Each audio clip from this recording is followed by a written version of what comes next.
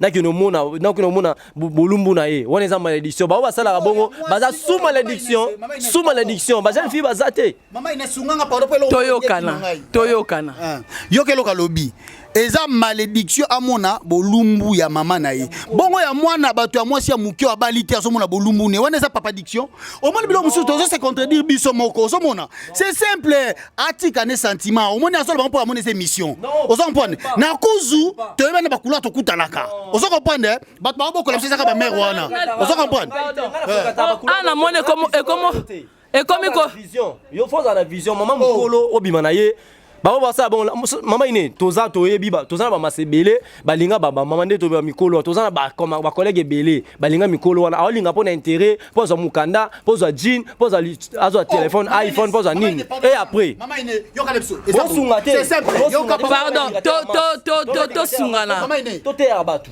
cardinal s'il te plaît to sungana on répondre nga to sungana ana molo njezo yinda toyokana toyokana aweza likambo ya question réponse bobeba na te boza ba comédien ngala lingi to répondre ba ndeko na biso ba comédien po ngabe na mikoti sikara pona na kati ya ba comédien mi balé to répondre bango maman merci sunganga sungana répondre na po nga defana loba maman na libibo parce que là au moins ngaki mangai hein même nzambe alinga biso na intérêt. Vous comprenez? Na intérêt parce que tout ça les là, tout ça les là olinga biso. Vous comprenez? Atindi biso la mission tout ça les là. Même attends les lots so comme on a retardé liwa. Pour ça la pour ça tout changer to bon wana. Vous comprenez? Mais les lots sikoyo, et là on dit na mukile ça la massa intérêt. So kalba maman là, tozo linga ba mpona ba intérêt ba mbonga bani. Mais c'est normal. Pour la ninga la mission na sangi. Na ke pa mutu ba pesinga te. Mais maman a pensé na 9 mois na libumu. Na vana na mwana pasi. Ah témoin ne fona sungai. Tanga sunginga ngape na devoir il faut ça en vérifier.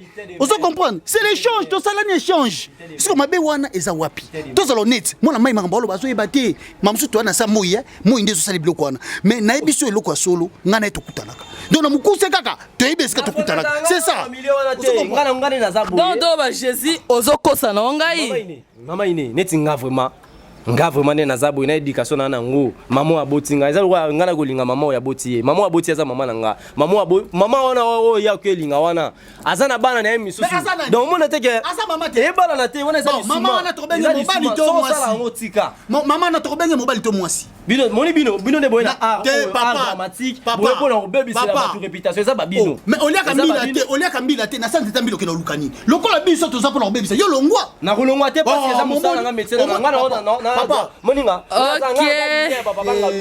naza ligne ba président mbali osombo na vérité biso ba génération ça va le koso ozolo ba mutu nyonso ozolo ba parce que eza émission ozolo ba